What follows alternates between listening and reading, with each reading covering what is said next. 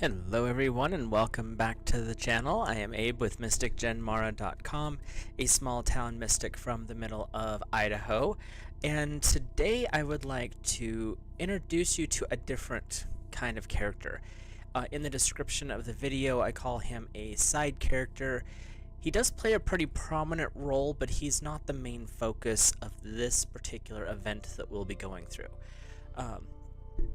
Just for the crochet part of things, this last 2 weeks, 3 weeks or so in my day job, I've been super busy working really long hours, and I haven't really added anything to my crochet project. It's only like maybe one row. But for refreshers, we'll drag it up here so you can, so you can see it. But it's this butterfly, dragonfly type shawl that I'm working on. It's very bright in this particular light. But yeah, I haven't had a lot of time to work on it just because of things happening. So, I haven't forgotten, just not getting as much done as I would like to on that particular project. So, kind of waiting for, now that that particular event is over, I can settle down into some more quiet time and actually have some time to work on my crafting stuff, not just on my research, because I can do that because I drag note paper with me everywhere. So doing this part of it is a little bit easier. But anyway, we are going to be talking about a new witch hunter, new to us. His name is Peter Binsfeld. What's interesting is, and I'll get into this in a second, his last name is not a normal surname. We'll just call it that.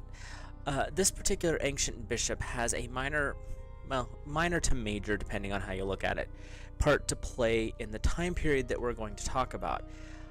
But he did lend his ruthlessness and at times, to me, illogical actions to the history of the mystic and the occult. So let's dive in.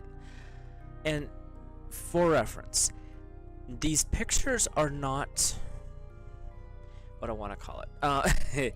They're not the best references, mainly because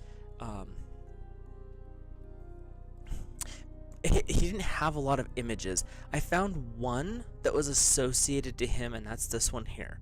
So the other images that I'll show through this discussion are more of other things, but like this is about the only thing that I could find attributed to him. Whether or not this is actually Peter, I don't know. So, but it's a name that this picture kept popping up as I was going through my research. So that's what we got there. Anywho, Peter was born in 1540. His father was a farmer and a craftsman, and not much is said about his mother other than she had other kids, and that's not that surprising considering our time frame here, 1500s.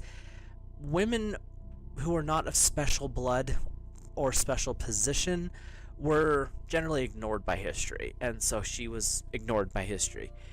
Peter was born in a small village in Germany called Binsfeld. So his surname actually was a title, Peter of Binsfeld, not Peter Binsfeld, but that's how he came to be known in our time. And this was a rural area near Eifel, which today this would be Rhineland or Palatinate in West Germany. So I think this is an image that I found. So it's a very beautiful area, like the greens, the lushes. There's a lot of cultural heritage there. I kind of went down a rabbit hole after I got done researching him, looking into this town, and if I ever go to Germany, this is going to be an area I want to check out because Germany is just beautiful anyway. But this area, as I was going through some of the pictures, and most of them were of personal people's travel, and I'm not going to, use those pictures for this video, but there was a lot of cool stuff there. The other name for this area is Trier, which is close to Binsfeld, so we'll probably go with Trier from here on out, but that's the area we're talking about. Peter grew up in a very Catholic environment. Not much else is said about his childhood. There's one other thing, which we'll get into the Catholic part, but it's kind of sad that they didn't do a little bit more record keeping at this time, because I would like to see what would have triggered him to turn out the way he did. One of the few things that is recorded about Peter is that he was smart, to the point where people were saying he was a very gifted child. This intelligence would actually see him sent to Rome for study. He was sponsored by a local abbot who saw great potential in this young man and shipped him off.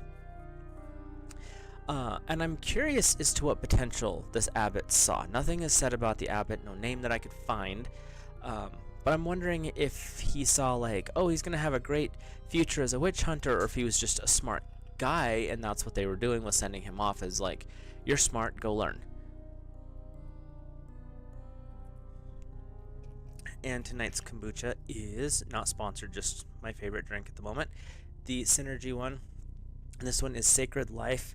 The easiest way to describe it is it's like sitting on a beach. It's just a very relaxing, soothing, cooling flavor. It's got some blue-green algae and some other goodies in there, but it's very good flavor. I think the other fruit-type juice is pear in that one, but it just tastes very much like sitting on a beach, just quiet, cool, no one around. It's great. Anyway, back to Peter. After completing his studies, Peter returned to the Binsfeld region. Here he would start to make a name for himself. He became an important anti-Protestant Catholic voice in his life, and it started when he came back. Because of his veracity, and they said, from what I could find, he was a highly aggressive person defending the Catholic Church of the time against Protestants. He would eventually be elected Auxiliary Bishop of Trier. An auxiliary bishop, new term, there's a couple of them in this one, is an assistant bishop, like auxiliary, that's basically what it means. He could also be classified as a lower bishop to the sees, which are spiritual areas under a diocese. They no longer became independent, so he was kind of the intercessor. The other aspect of what he did was he oversaw services and confessions if the main bishop was out of the area, but this title had a little bit of an administrative aspect. And that was, he dealt with schedule making, dealing with the running of the diocese, taking notes when the bishop was translating things, but he also did other work along those lines. The list was fairly extensive, and I'm not going to bore everybody with all of that. So, because we're not talking about our secretaries, we're talking about witch hunters. And after achieving his position, he joined a certain group within the church. And this was buried. I had to dig to find out, because they talked about him joining one of the branches of the Catholic Church, and I had to do some digging to find this. He joined the Jesuits. It's interesting to see these guys pop up here again, almost like they had something to do with all of this death and destruction. Something we're going to look into one of these days. Peter would do well in this position and go on to write about theology, which was one of the things he was known for if you didn't look at his witch hunting hobby. His information on theology is rather interesting. He would write about influential demons, but then he would also bind the demons to various sins that would call the demons forth. He would go so far as to name a prince or a earl for each of the demons, attaching them to one of the 7 deadly sins. And his list is as follows. Lucifer is called by pride. Mammon is called by greed. Asmodeus is called by lust. Leviathan is summoned by envy. Beelzebub is called by gluttony. Satan himself is called by wrath. And I've honestly never heard of this demon, or at least it's not familiar to me in this moment. Belphegor, I'm thinking it's supposed to be a mixed name of Balthazar or something, is drawn out by sloth. And these sins, by their action, can summon the demon to the person, or the demon who gets attached to the person can manifest and cause actions based on these sins to become the dominant action of the person, leading to full possession, which is exceptionally dangerous. And this is an odd thing to add to your resume unless you were a bishop or a church leader. Yeah, I developed a demon sin list. It's a pretty big deal, you know. But that was one of the first things that he started working on, and from what I could find, that list was completed about the time he started his other part of his life. And as Peter's path in life continued on, he would be bitten by this virus, bug, whatever you want to call it, of being a witch hunter, which is probably what he was trained for when he went to Rome, if we're to be completely honest, because how else would you get tied into the Jesuits? In his day, he would become very notorious for his treatments of witches in Germany. Peter would get involved in the Trier witch trials, which this would drive them into darker and darker areas. He would act under the supervision of a future subject of occult and crochet, Archbishop Johann von Schonenberg. And that Johann did his worst between 1581 and 1593. During this time, though, Peter would continue to write, and he wrote fairly proficiently, but translations of that are hard to find. There are 2 books that are very high-minded books linked in the description. I have one of them, the other one I don't. They're written like they're like college thesis. There we go. They're very dense reads. They're not just sit down and read a book in an afternoon type thing. Just a lot of dry information. One of his best known writings was from this time, and that was De Confessibus Maleficorum et Sagiarum, which in English is Of Confessions of Warlocks and Witches. And this work sounds very sinister, because it is. He said this work was inspired from confessions of actual witches and warlocks that he, we'll call it, interrogated. He claimed that confessions were valid.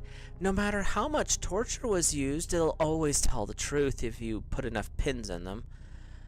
This guy was crazy. These torturers would make most normal people break and confess just to get it to stop. Just tell you a secret, that's what happened here.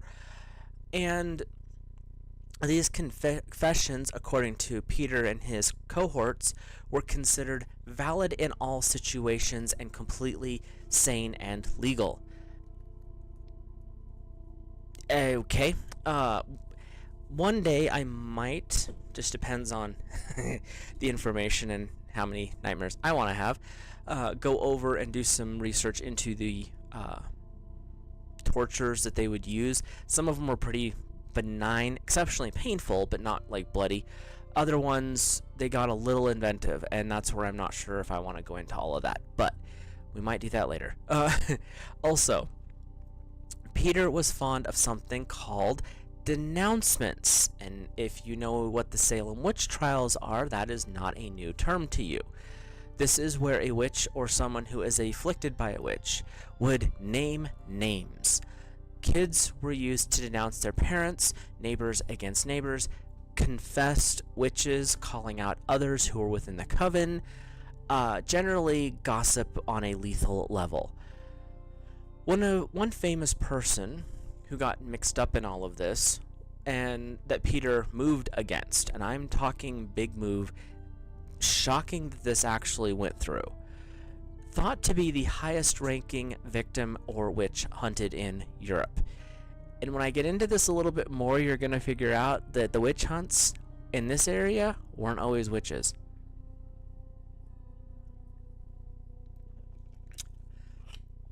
This was Dietrich Flade, or Flawed. I think it's Flade. I listened to it again. My brain checked out the halfway through, apparently.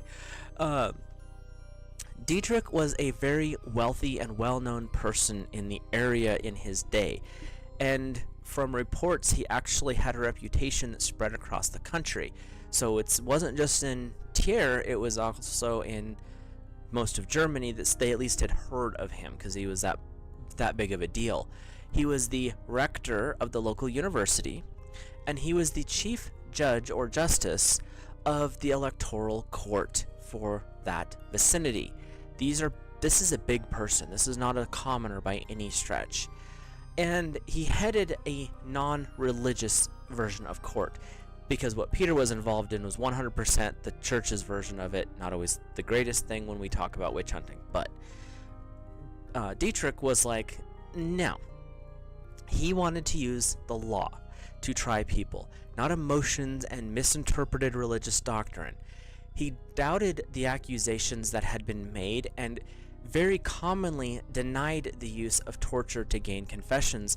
If a confession was gained through torture, Dietrich would throw the case out altogether. Well, Peter didn't like that very much, so Dietrich started getting little fingers pointed at his back, to his face, calling him out. And after a period of time in Germany, especially this vicinity, there were many years of failed crops, financial difficulties due to failed crops, also illness coming around, because that's what happens when people are malnourished.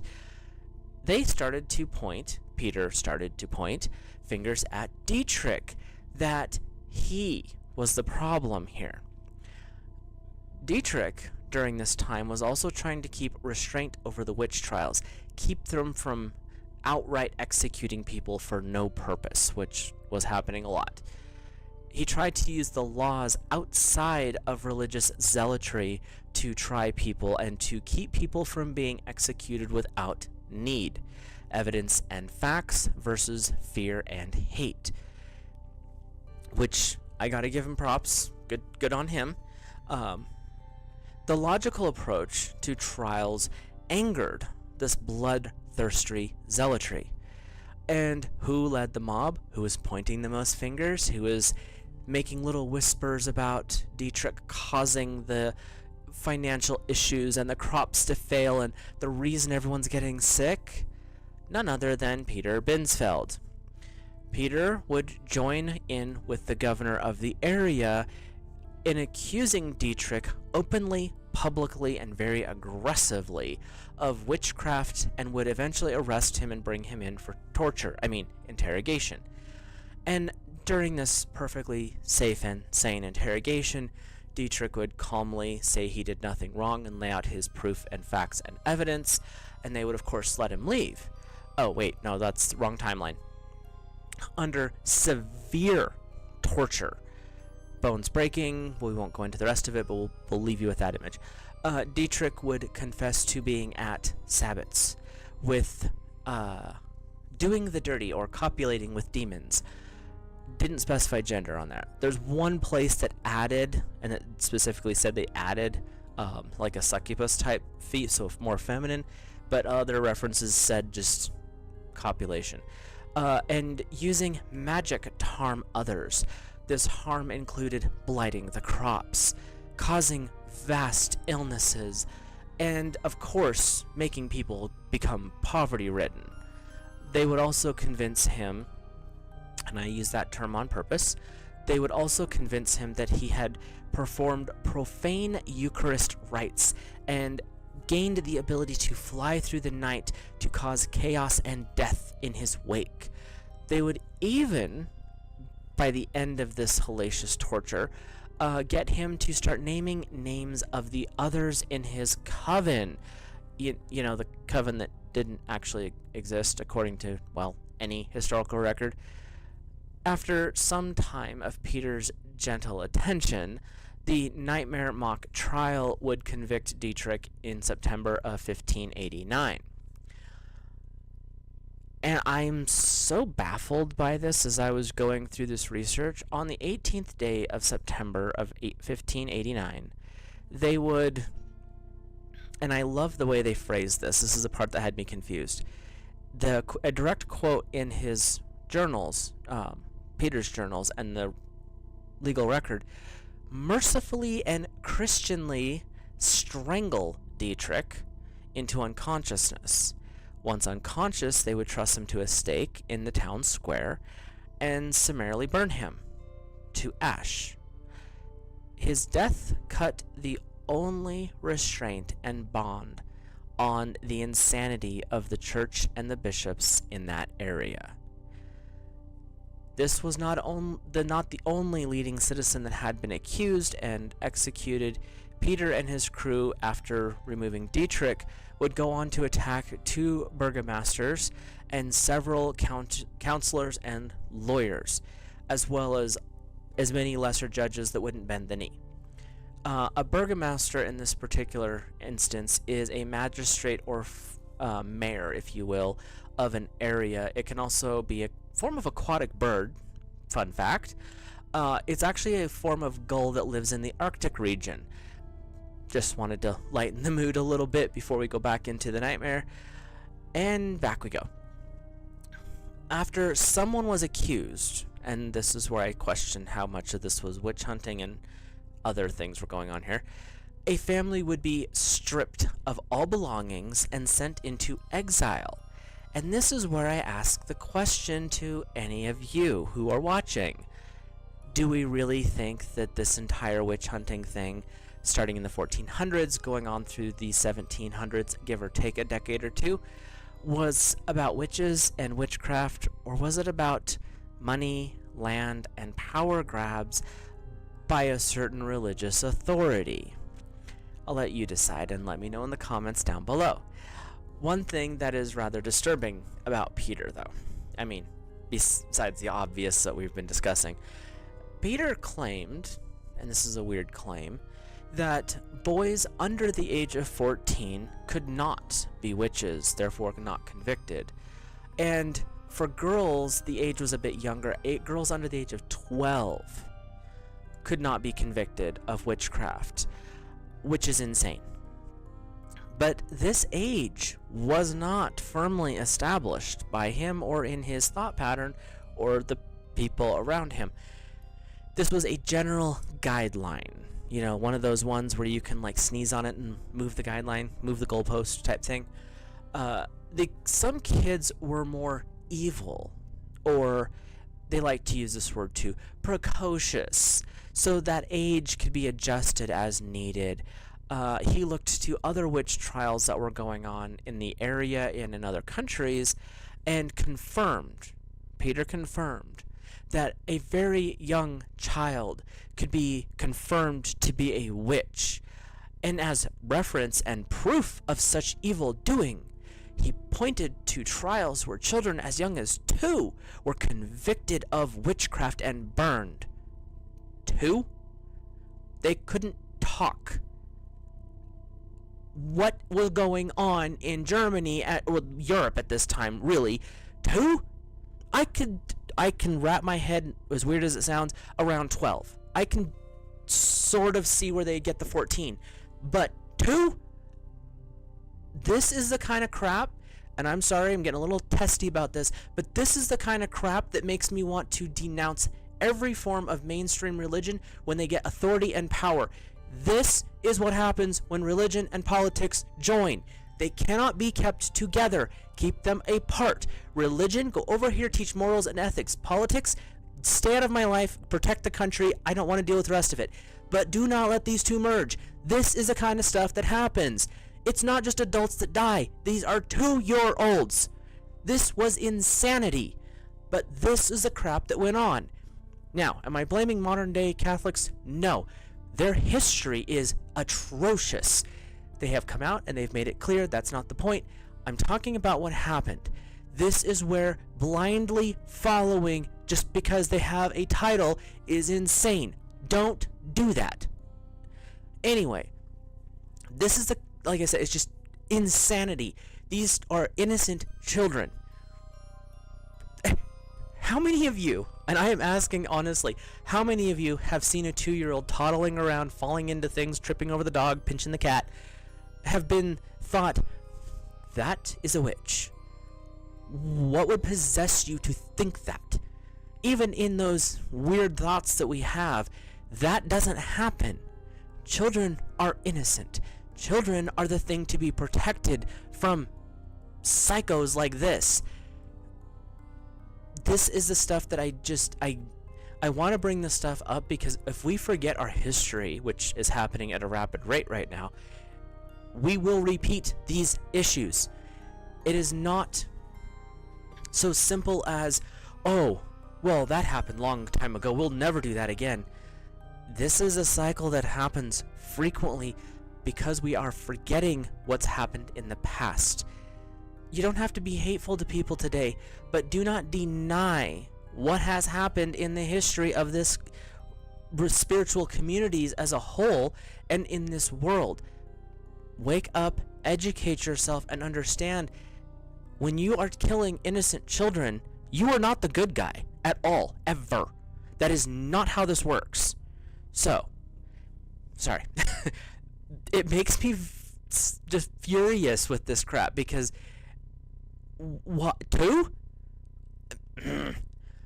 Anyway, Peter in his day, unlike how I view him, was seen as being logical. I can't figure that one out. He doubted the validity of witch marks and shape-shifting. But you were okay with burning 2-year-olds at the stake. Okay. But he believed in spells and curses. If you believe one, you believe them all, you dingbat. And this is what I can't make sense with these people. They pick and chose what they believed in and what they found to be a threat, or what they chose to be an issue to apply. Yeah, illogical is the only way to describe this. These people got power drunk and it went to their head, and they literally went after children. I know it happened 500 years ago, but don't think that they wouldn't do it again today. Whoever's in charge of this type of stuff, if they had their way, they would do it again. The Trier witch trials were one of 4 of the largest witch trials in Germany. And there were some pretty large ones. We'll go through some of them as we go along here.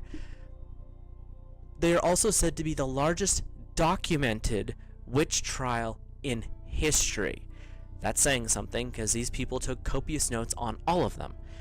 In the years between 1581 and the end of the trials in 1593, this was only a 12-year period of time. So put that in perspective. There were confirmed by court record and church record to be over 350 deaths under the guidance of Peter and Johann. That's within the city limits, the cities that are around the area. That's just there. The wording is very specific. Within city limits. It is speculated by local lore and lesser courts that kept private records, which are not always the most accurate. But the speculation has been there are over 1,000 more deaths that could be attributed to this area in this time. It's not a confirmed number, but that speculation is classified as a conservative, i.e. low number. It could be much higher. There were entire villages in this vicinity, not cities that were recorded, but entire villages where everyone was wiped out but one woman and 2 to 3 men and maybe a child.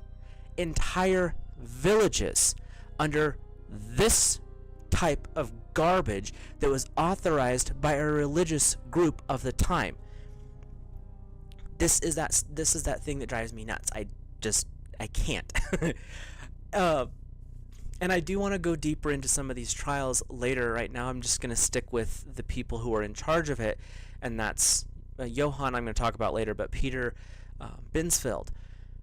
He was kind of the one who set the stage and did the most actions for this murderous gang that was going on. Those in power had 3 groups. Johann and Peter went after 3 specific groups of people. First, Protestants. Can't have anyone protesting our church, now can we? Second, the Jews. Sound familiar? Not Germany, talking specifically about the other part. And the third and final group witches, those nonconformists, those free thinkers, subversives, one and all, and they cannot be tolerated in a Catholic-controlled community. This was the mindset of the people in control back in the day. Not so much anymore, at least not publicly, but that was something that was very thought and very much focused on in that time.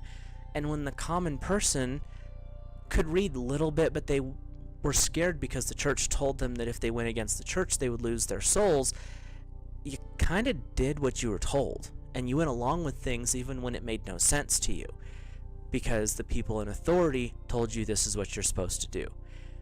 The free thinkers, the nonconformists, the people who questioned the authorities were the ones that were being demonized. Take note. So, we'll wrap up Peter's story before I go on another rant. He would pass in a most miserable way in either 1598 or 1603. Again, the documents around him later on in life got really blurry. The dates don't really mean anything, but he died within that window of time. But his passing was justifiably miserable. He contracted the bubonic plague. Big boils, bursting open, infections, fever, itching, rashes. The pain would have been excruciating, and what they would use at that time were not the best medical technologies, and the concept of, disinfecting tools wasn't really a thing. It was a little bit, but not big, so yeah, the infection would just spread. Serves him right. It's kind of a karmic payback for all of the evil he inflicted upon the people of Germany during this time. And as I was looking around, I did run across, there was some monument or hall or church or something named for him. I'm not going to honor this man. I find him repulsive. I bring him up because we can't forget our history. The history of each and every one of us individuals, those who question things just because something's fishy, those who think outside the box, those who want to get their own answers.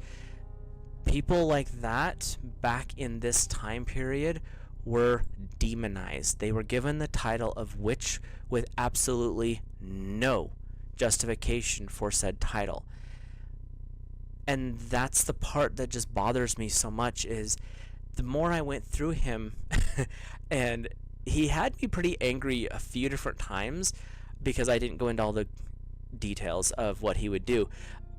Because of how he thought of people and how he treated people, it was disgusting how he thought of people and how he considered those who were lesser than. Absolutely not. And the way that they went about it was so disastrous, where they would end up stripping the rest of the family of all their lands, possessions, savings, everything, and then it would become church property. Not even the state's property, the church's property, which got reversed later on. Some other things happened. But what kind of chaos were you people doing? This is insanity from a purist state. But like I said, I want to bring things like this forward. And when I went through all of the Wiccan stuff before, it was to kind of give you an idea of most of the people who practice an alternative path might be a little kooky, but they're not bad people. They're just non-conformists. They don't follow the mainstream. And that's fine. Using logic and reason, working with your intuition, making sure those both are going at the same time, that's a good way to go through life. But what went on back here, and the previous witch hunters I've talked about, and the several that I have to go through going forward, these people were insane. They did what they did because they thought this was the best option. They thought that they were doing the right thing. But when you are doing the right thing, you don't murder people. When you're doing the right thing, you don't cause death and destruction. When you're doing the right thing, you don't kick people out of their houses. You protect the people in your community. You support, you build, you lend aid when needed. That's doing the right thing. And if they actually read the book they were trying to say was condemning people, the Bible, they would know that, but they misinterpreted definitions, they mistranslated. I think they did it on purpose to control a population and to strike fear against those who didn't comply. Not the greatest way to go about life, just saying. And this is the stuff that when you look at the history of these areas, we don't want to repeat this. We do not want to bring this type of nonsense forward. It was tried once, about 100 years ago. Not the greatest time in history, but that, going back, this is where stuff like this has some roots. It could actually go back way further if we really want to go into all that. I'm not a historian, so we're not going to.